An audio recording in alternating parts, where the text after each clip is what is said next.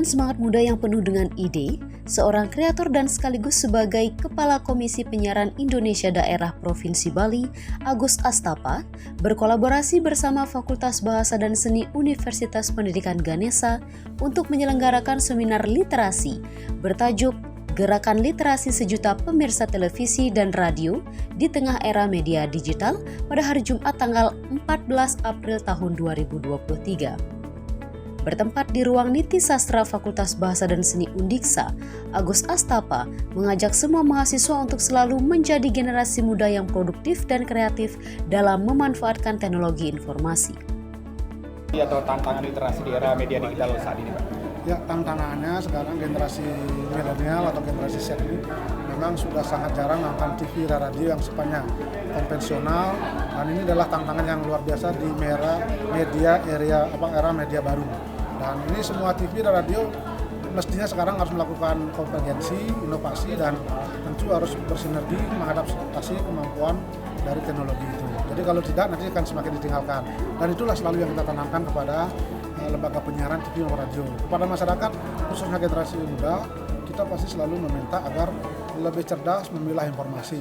Jangan sampai nanti informasi yang masuk kemudian dicerna begitu saja tanpa melakukan penyaringan, kemudian di-sharing ke sejumlah orang yang akhirnya menimbulkan dampak yang tidak baik.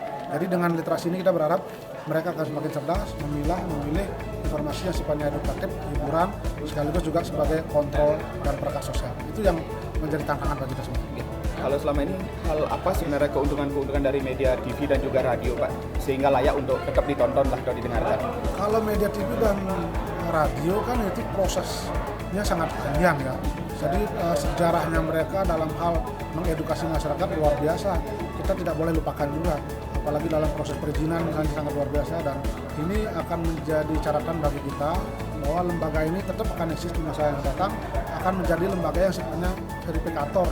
Jadi orang kan pasti akan berpikir bagaimana nanti informasi-informasi di media sosial itu ketika diyakini tidak benar, dia akan nonton, akan memverifikasi ke TV atau radio kira-kira benar atau tidak. Itu artinya apa? Itu artinya tanggung jawab dan menjadi peluang yang besar bagi TV radio bahwa masih sangat disukai oleh masyarakat dan diyakini kepercayaannya. Jadi jangan khawatir, dari TV dan radio akan ditonton oleh masyarakat. Ya, ada rencana kerjasama lanjutan, Pak, dengan Undiksa dalam hal literasi? Ya, kita berharap nanti akan ada kerjasama, dan apalagi sekarang ada Pak Rektor baru, selamat, dari KPID Bali. Semoga memimpin Undiksa dengan baik dan sukses.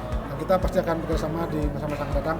Dan ini terima kasih atas kesempatannya yang sudah memberikan waktu kepada kami KPID Bali untuk melakukan literasi kepada mahasiswa. Sekali lagi terima kasih, dan kami berharap ke depan akan ada kerjasama lebih lanjut.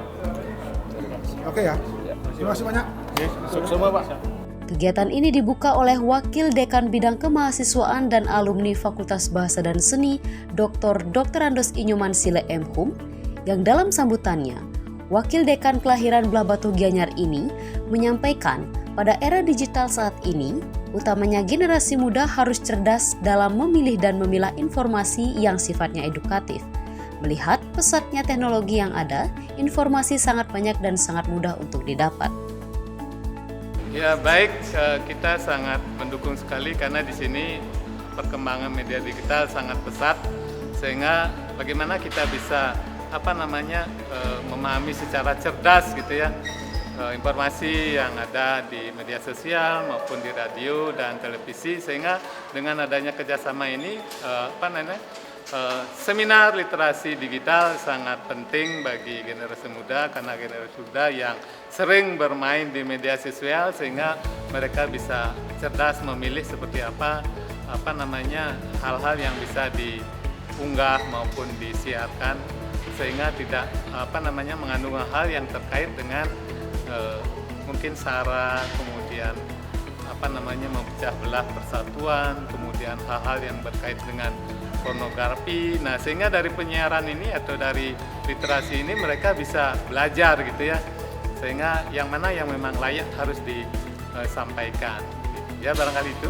Ada rencana kolaborasi berkelanjutan, Pak, dengan KPI? Nah, di sini sebenarnya sangat baik sekali karena kita juga perlu bekerjasama dengan instansi lain. Nah, ini mungkin akan berkelanjutan. Kebetulan di sini kita ada Pak Dr. Royan Artiko yang memang sangat konsen di bidang itu ya, mungkin kita akan bisa menyelenggarakan kegiatan ini pada tahun-tahun berikutnya. Ya, di bidang akademis bagaimana peran media? Nah, di bidang akademis peran media sangat penting ya, karena di sini mahasiswa juga belajar tentang media gitu ya. Nah, kemudian media itu kan bisa berupa media visual, media berupa mungkin semacam kata-kata atau kalimat gitu ya. Ini sangat penting karena generasi muda khususnya mahasiswa yang ada di Universitas Pendidikan Ganesha atau di Fakultas Bahasa dan Seni, mereka juga harus tahu itu, apalagi di Bahasa dan Seni ada media visual yang bisa ditampilkan untuk memberikan atau mendidik seperti apa yang harus mereka tampilkan, sehingga itu bisa memberikan pembelajaran atau tidak menimbulkan hal-hal yang tidak baik. Okay. Dalam kegiatan ini juga mengundang narasumber dari Undiksa, yaitu Dr. Iwayan Artika. Pria yang giat dalam gerakan literasi akar rumput ini menyampaikan topik besar bagaimana radio dan televisi di mata milenial. Menjadi konten kreator tidak harus lewat radio ataupun televisi, bahkan sekarang ini sudah berkembang kanal yang disebut YouTube. Sangat banyak orang dari pertelevisian yang beralih dan sukses pada kanal tersebut.